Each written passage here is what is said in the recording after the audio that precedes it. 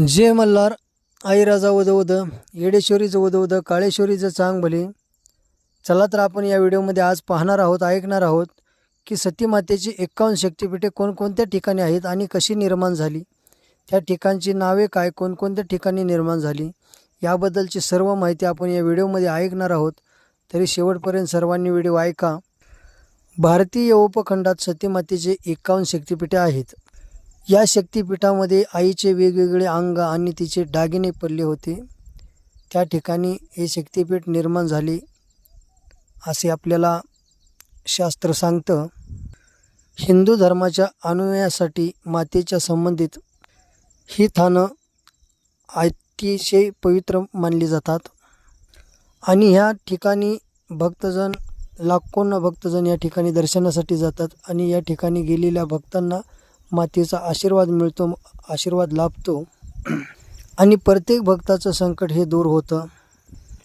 या ठिकाणी माता सतीचे पिता उद्धव राजा दक्ष कंकलहारीद्वारे येथे बृहस्पती नावाचा यज्ञ आयोजित केला होता आणि त्या यज्ञाच्या ठिकाणी त्या कार्याला सर्व देवी देवतांना बोलवलं होतं. परंतु माता सतीला आणि शिवशंकराला त्या ठिकाणी आमंत्रित केलं नाही, बोलवलं नाही. परंतु माता सती त्या ठिकाणी निघाली. शिवशंकरांनी आज्ञा न देताही त्या ठिकाणी माता सती गेली आणि त्या ठिकाणी जाऊन माता सतीने आपल्या पित्याला म्हणजे वडिलाला विचारलं की सर्व देवी देवतांना तुम्ही आमंत्रित केलं, मग आम्हाला का नाही?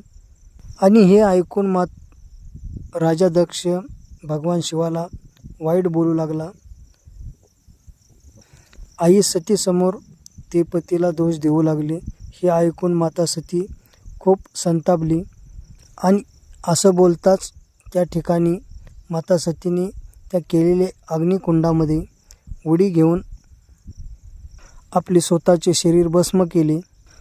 आणि ज्यावेळेस भगवान शिवाला हे कळलं त्यावेळेस क्रोधाने भगवान शिव लाल झाले आणि आपल्या जटाला पिळा घालून जटा आपटल्या. त्यानंतर त्यामधून वीरभद्राचा जन्म झाला.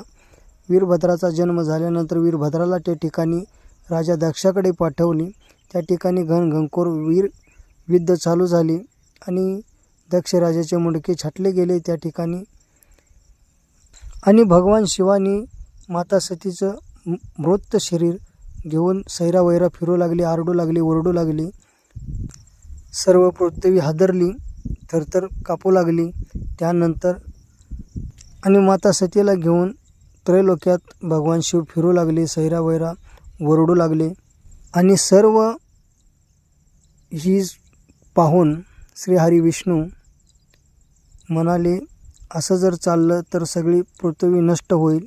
यामुळे त्यांनी सुदर्शन चक्र सोडलं आणि माता सतीचे वेगवेगळे शरीराचे भाग केले आणि ते भाग वेगवेगळ्या ठिकाणी पडले. तर ते कोणकोणत्या ठिकाणी पडले आपण पाहूया. 51 शक्तिपीठे कशा प्रकारे झाली. यापैकी पहिलं शक्तिपीठ आहे हिंगलाज शक्तिपीठ. हे शक्तिपीठ पाकिस्तानच्या कराचीपासून उत्तरेस 125 किलोमीटर अंतरावर आहे.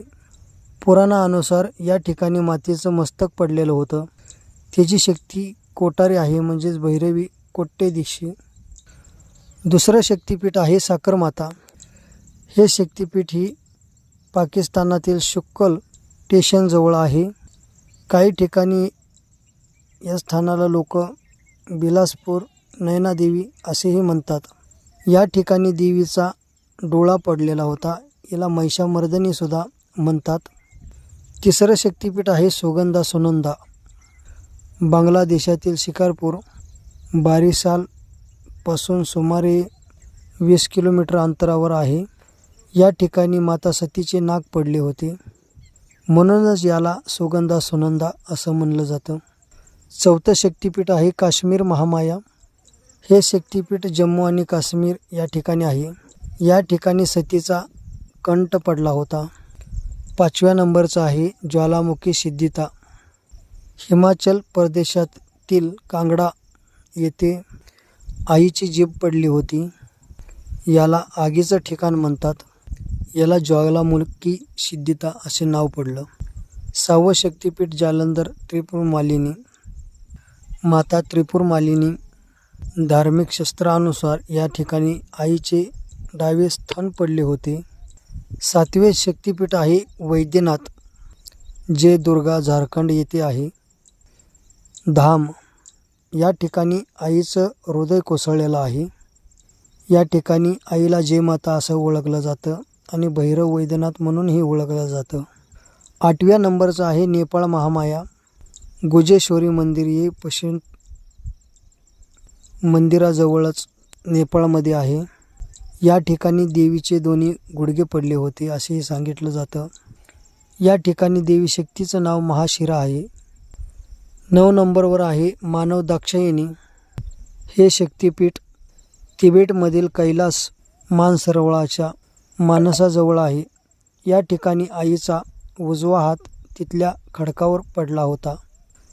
10व्या नंबरवर आहे विरजा असाधारण. हे शक्तिपीठ ओडिसातील उत्खर येथे आहे.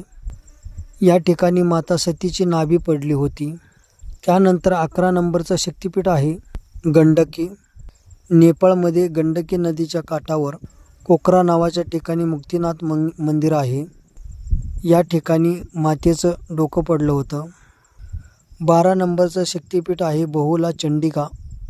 आईचा डावा हात भारताच्या पश्चिम बंगालमध्ये वर्धमान जिल्ह्यातून 8 किलोमीटर अंतरावर कटोवा केटुवा आजिया नदीच्या काठावर पडला होता अशी आख्यायिका आहे. 13 नंबरवर आहे उज्जयिनी मांगल्य चंडिका.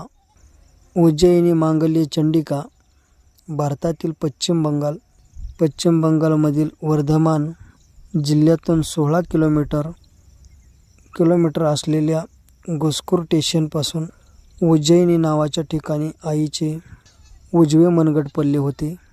14 नंबरवर आहे त्रिपुर सुंदरी. भारतातील त्रिपुर राज्यातील उदयपूरजवळील राधिकेश्वरपूर गावातील त्या ठिकाणी शिखरावर आईचा उजवा पाय पडलेला होता. 15 नंबरवर आहे चट्टल भवानी. बंगाल देशामध्ये चंद्रनाथ शिखरावर छेत्रालमध्ये या ठिकाणी आईचा उजवा हात पडलेला होता. आणि 16 नंबरवर आहे हे आहे त्रिशुता भामरी. भारताच्या पश्चिम बंगाल राज्यात जलपाईगुडी हे गाव आहे सालबारी गाव. या ठिकाणी आईचा डावा पाय पडलेला होता. 17 नंबरचं शक्तिपीठ आहे कामगिरी कामाख्या. भारताच्या आसाम जिल्ह्यातील नीलांचल पर्वत कामाख्या ठिकाणी आईचे खालती अंग पडले होते. या ठिकाणी आईच्या योनी भागाची पूजा केली जाते. 18 नंबरचं शक्तिपीठ आहे प्रयाग ललिता.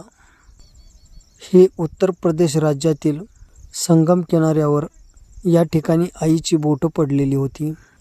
आणि 19 नंबरवर जे शक्तिपीठ आहे हे योगाद्यभूत धारणी. पश्चिम बंगालमधील वर्धमान जिल्ह्यातील जुगड्या युगत ठिकाणी आईच्या उजव्या पायाची बोटं पडलेली होती. या ठिकाणी 20 नंबरचं शक्तिपीठ आहे जैती. हे जयंती शक्तिपीठ आहे बांगलादेशातील सिद्धेची जयंती ठिकाणी भोरभोग गावातील हासी पर्वतावर एक जयंती मंदिर आहे. या ठिकाणी आईची डावी मांडी पडली होती. त्यानंतर 21वं शक्तिपीठ आहे कालीपीठ कालिका. आईच्या डाव्या पायाचे बोट कालीघाट कोलकाता पश्चिम बंगाल येथे पडले होते. 22वं शक्तिपीठ आहे किरेटा विमला भुवेनेसी.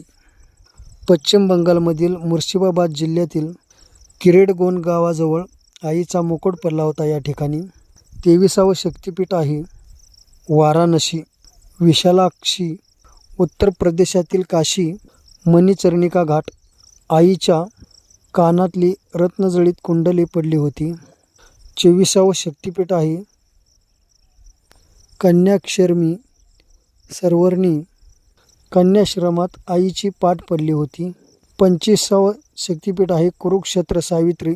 हरियाणातील कुरुक्षेत्र येथे आईची टाच पडली होती.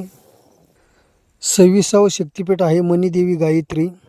अजमेर जवळ पुष्करच्या मणिबंधस्थानी गायत्री पर्वतावर 2 मणिबंध पडली होती. 27वे शक्तिपीठ आहे श्री शैलम महालक्ष्मी. बांगलादेशातील ईशान्येला जैनपूर गावाजवळ शेल नावाच्या ठिकाणी या ठिकाणी आईची मान पडली होती. 28वे शक्तिपीठ आहे कांचीर देवगर्भ. पश्चिम बंगालमधील वीरभूम जिल्ह्यातील कोल्हापूर स्टेशनच्या ईशान्येला कांची नावाच्या ठिकाणी आईची अस्थिकलश पडले होते. 29वे शक्तिपीठ आहे कलामाधव देवी काली मध्य प्रदेश. अमरकंट शोर नदीच्या काठी या ठिकाणी आईचे या ठिकाणी डावे निथंब पडले होते. या ठिकाणी एक गुफा आहे. 30वे शक्तिपीठ आहे शो नदेश नर्मदा शोनाशी मध्य प्रदेशातील अमरकंटक येथे या ठिकाणी आईचे उजवे निथंब पडले होते. 31वे शक्तिपीठ आहे रामागिरी शिवानी उत्तर प्रदेशातील चित्रकूट येथे. रामगिरी येथे आईचा उजवं स्थान खाली पडलं होतं.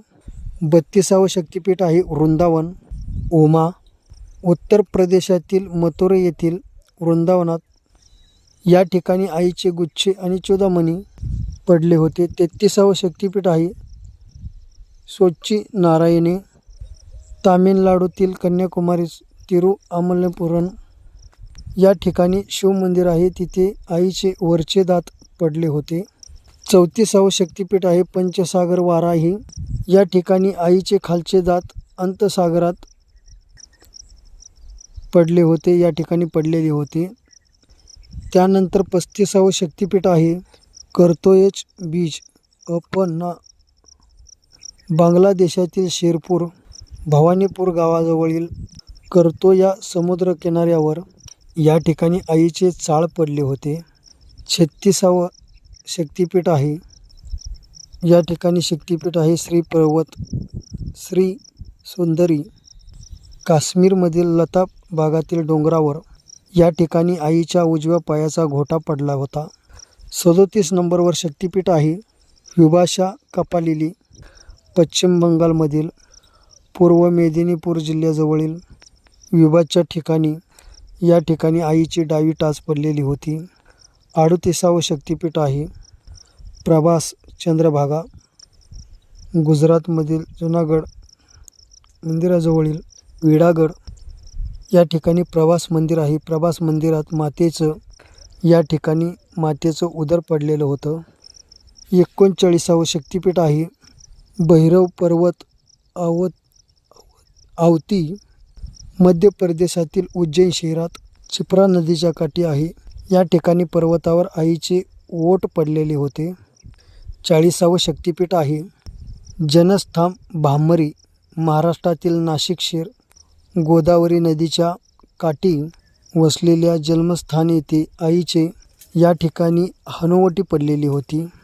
41वे शक्तिपीठ आहे म्हणजे सार्वत्रिक थान आंध्र प्रदेशातील गोदावरी नदीच्या काठी कुंटेलिंगेश्वर मंदिराजवळील सर्व शैला ठिकाणी आईचा डावा गाल पडलेला होता. या ठिकाणी 42वे शक्तिपीठ आहे गोदावर तीर शक्तिपीठ किंवा प्रसिद्ध शक्तिपीठ. ही सर्व म्हणजेच हिंदूंच्या धार्मिक स्थळावर आहे. ही गोदावरी नदीच्या काठावर वसलेला आहे. या ठिकाणी आईचे दक्षिणगंड पडले होते. 43वे शक्तिपीठ आहे रलावली बंगालच्या हुबळी जिल्ह्यामध्ये रत्नावली येथे रत्नागिरी नदीच्या काठावर या ठिकाणी आईचे उजवे कंद पडले होते. आणि 44 शक्तिपीठ आहे मिथिला उमा महादेवी भारत नेपाळच्या सीमेजवळ जनकपूर मिथिलामध्ये आईचे डावे कंद पडले होते. 45वे शक्तिपीठ आहे नल्लाटी कालिका तारापीठ पश्चिम बंगालमधील वीरभूम जिल्ह्यात नल्लाटेमध्ये आईच्या पायाचे हाड पडले होते. 46वे शक्तिपीठ आहे कर्नाटक जयदुर्गा माता शक्तिपीठाच्या अजूनही काहीमध्ये गुण आहे. या ठिकाणी आईचे दोन्हीही कान पडले होते. 47वे शक्तिपीठ आहे वक्रेश्वर महिषामर्दिनी. पश्चिम बंगालमधील वीरभूम जिल्ह्यातील वक्रेश्वर येथे पहाड नदीच्या काठावर आईचे द्रुमद्रे पडले होते. 48वे शक्तिपीठ आहे येश्वरेश्वरी. येश्वरेश्वरी शक्तिपीठ बांगलादेश खुलना जिल्ह्यातील येश्वरपूरच्या येश्वर ठिकाणी आहे. धार्मिक मान्यतेनुसार या ठिकाणी सतीचे या ठिकाणी हातपाय पडलेले होते. 49वे शक्तिपीठ आहे अट्टाहास फुलारा. पश्चिम बंगालमधील नागपूर स्टेशन पासून 2 किलोमीटर अंतरावर असलेल्या त्या ठिकाणी आईचे ओठ पडलेले होते. या ठिकाणी नवरात्रीच्या वेळी भक्तांची भरपूर संख्येने गर्दी होते. 50 नंबरचं शक्तिपीठ आहे नंदीपूर नंदिनी. पश्चिम बंगालमधील वीरभूम जिल्ह्यातील रेल्वे स्टेशन नंदीपूरच्या हद्दीत एका वडाच्या झाडाजवळ आईच्या गळ्यातील हार पडलेला होता. त्यानंतर 51 नंबरचं शक्तिपीठ लंका इंद्राक्षी. इंद्राक्ष शक्तिपीठ हे भारतात शेजारी श्रीलंकेतील त्रिलोकामाली येथे आहे. या ठिकाणी आईचे पैंजण पडले असे सांगितले जाते. तर अशा प्रकारे माता सतीच्या शरीराचे 51 तुकडे झाले आणि ह्या वेगवेगळ्या ठिकाणी पडले. यालाच आपण 51 शक्तिपीठ असे म्हणतो आणि हे 51 शक्तिपीठ अशा ठिकाणी आहेत. तरी सर्वांना माहिती कशी वाटली मला कमेंटद्वारे कळवा. चला तर मग पुढच्या व्हिडिओमध्ये भेटूया. जय मल्हार आई राजा उदो उदो येडेश्वरीचं उदो उदो काळेश्वरीचं चांग भले.